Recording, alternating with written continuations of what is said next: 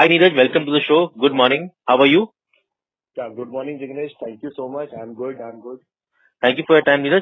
Neeraj, our viewers are excited to know your views on budget expectation and wish list for this year. Sure, Jignesh. I will take you through our pre-budget expectation for FY22 budget. So overall, we believe policy reform likely to continue even with a limited fiscal space in this upcoming budget.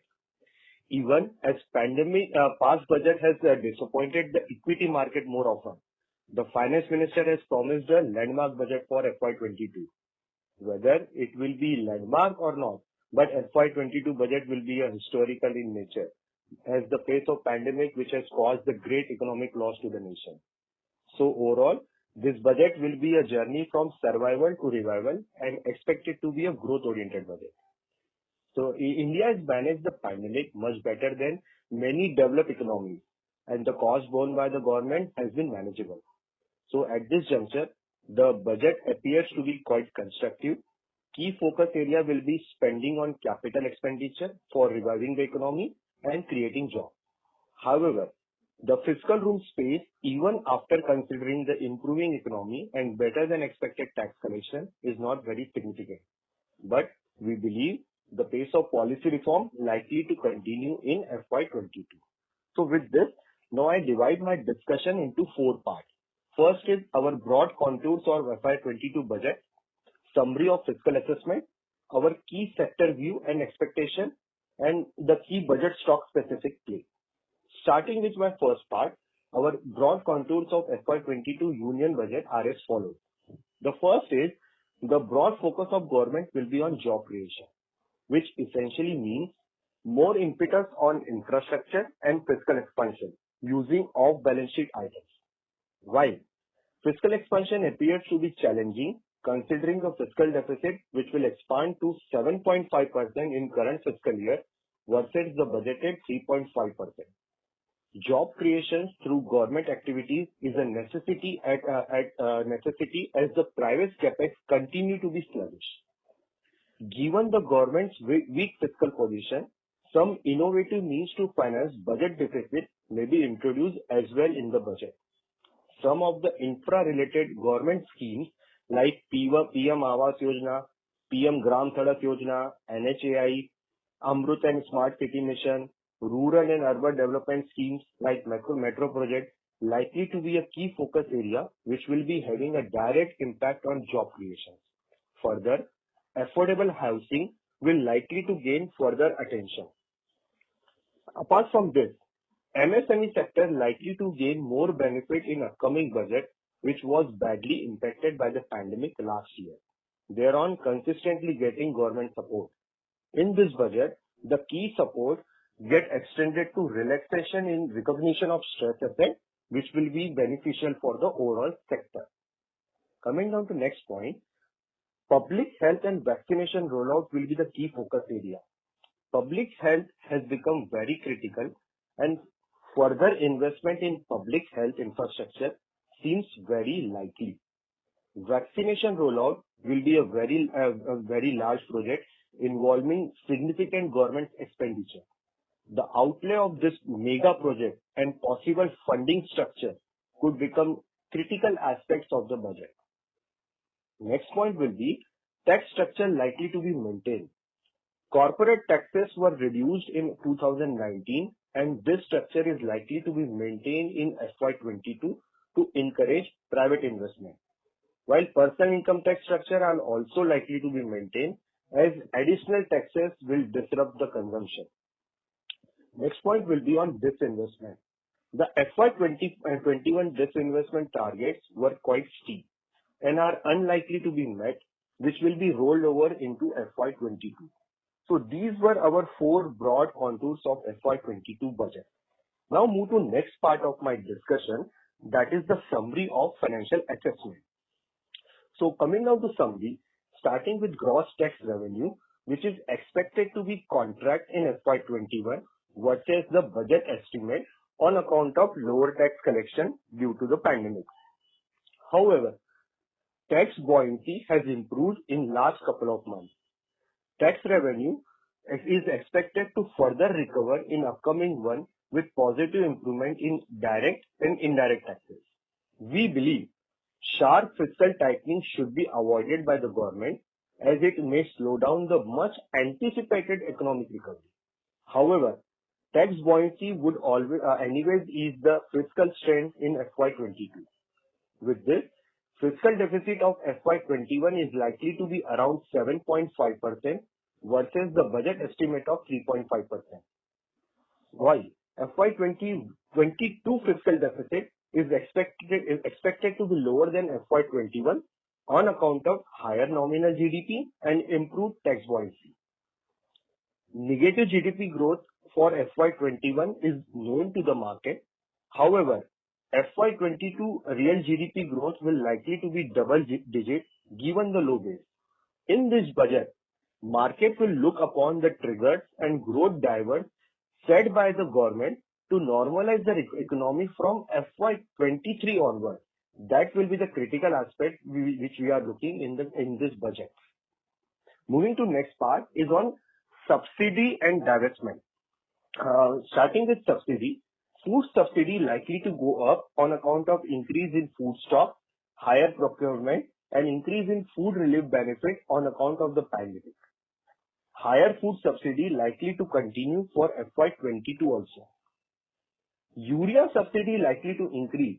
Government has set a target of 71,000 urea fertilizer subsidy for FY21. Additional subsidy was already released in FY21. With this, urea subsidy likely to increase in FY22.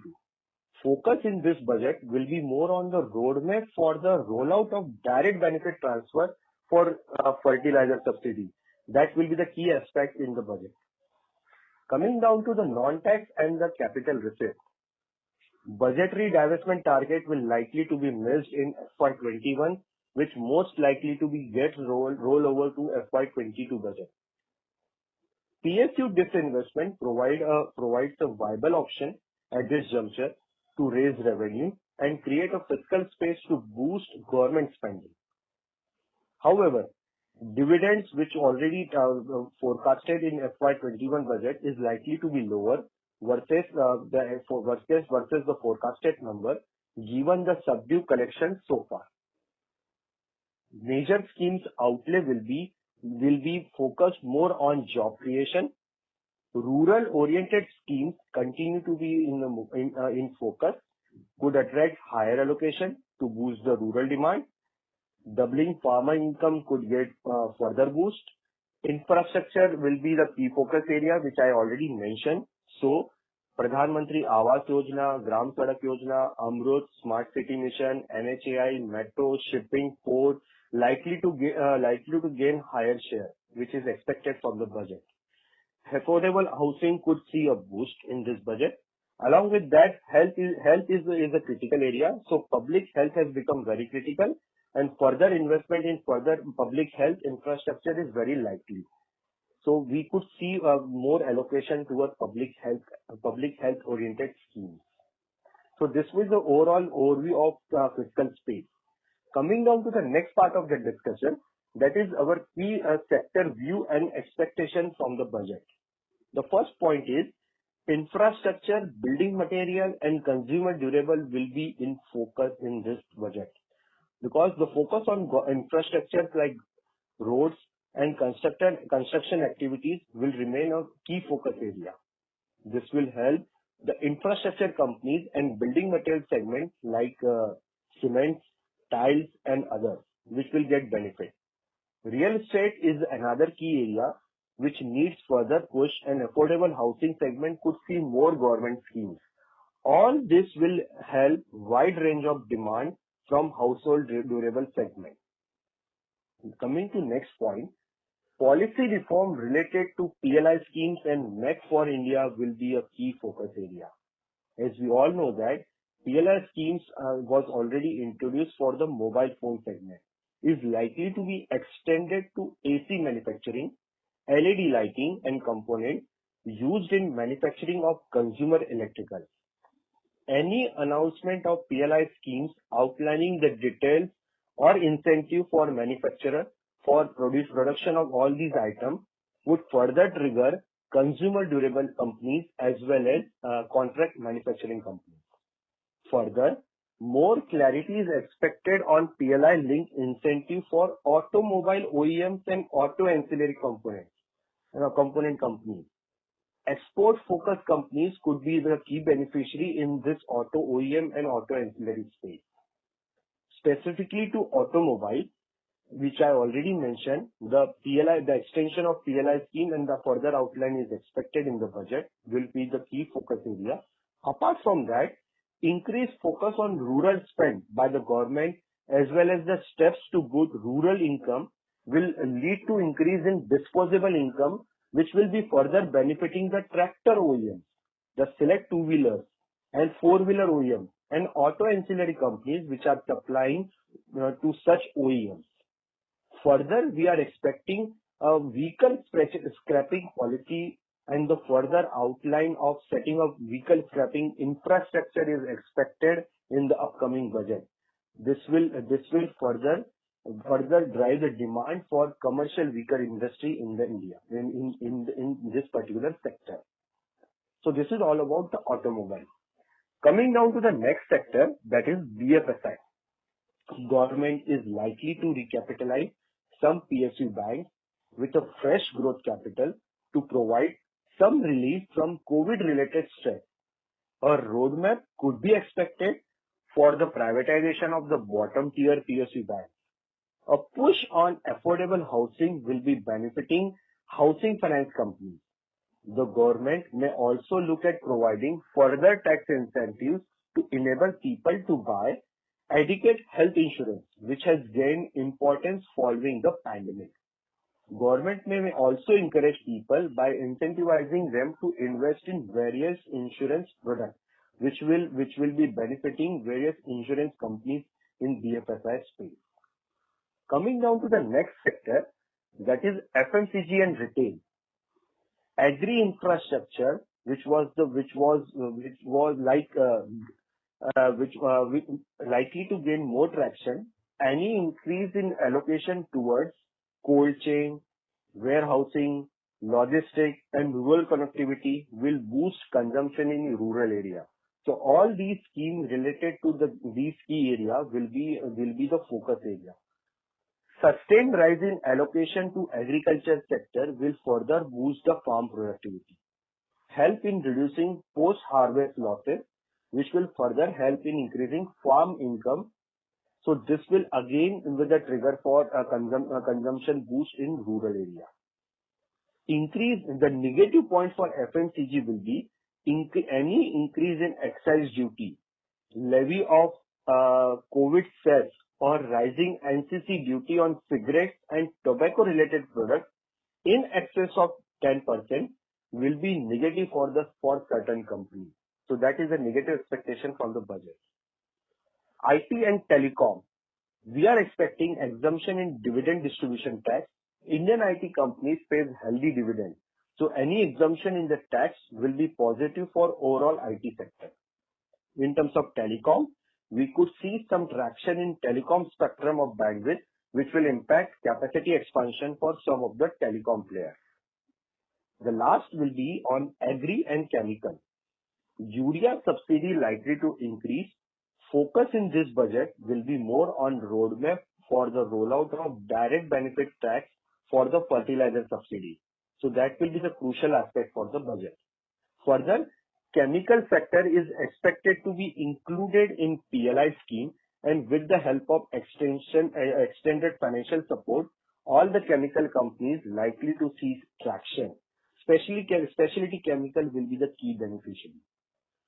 Coming down to my last part of the discussion, what will be our budget play?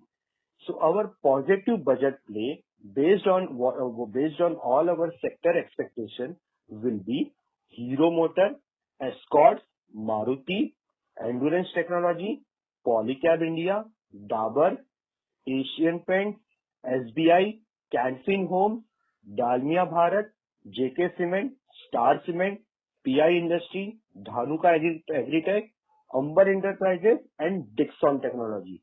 So all these companies will be our positive budget play for the upcoming budget.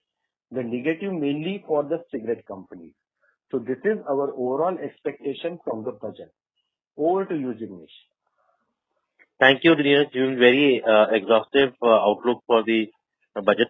One last question. What do you think markets fundamentally are at right now?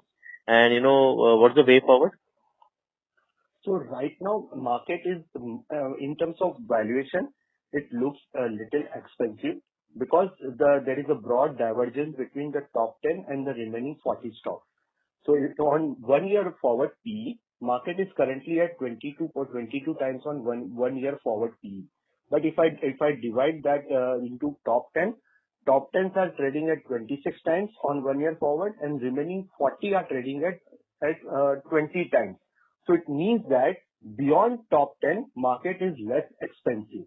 So in terms of other parameters, so market right now, we feel that bond equity earning yield ratio is in favor of the market, because given the point of low interest rate and fiscal spending, will always benefit the equity market. So right now, the bond equity earning yield ratio is slightly above long-term average. So we could see further expansion of bond equity earning yield ratio, and our market may rise in near term. Coming down to next part, that is market cap to GDP. So our market cap to GDP is currently at 98%. So currently we are into a earning revival cycle. Earning momentum is likely to continue in Q3. So Q2, we closed Q2 quarter with a very good mark. We have already upgraded our Nifty expectation for FY21 and 22. And for during the current quarter also, we are also seeing upgrades as compared to the downgrades. There are more upgrades as compared to the downgrades. So based on that, our December 2021 target for Nifty is 15,300. We are valuing Nifty at 21 times on FY23 earnings. Since the market has run up sharply in recent past, so we see very limited upside potential in the large cap. But given the mid cap and small caps looks very attractive at this juncture. Currently, mid caps are trading at 9%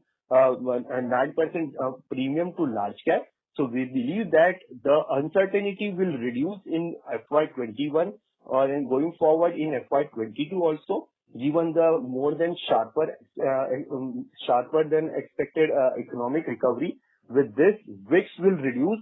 Whenever there is a VIX reading reduce, mid cap and small cap will get benefit.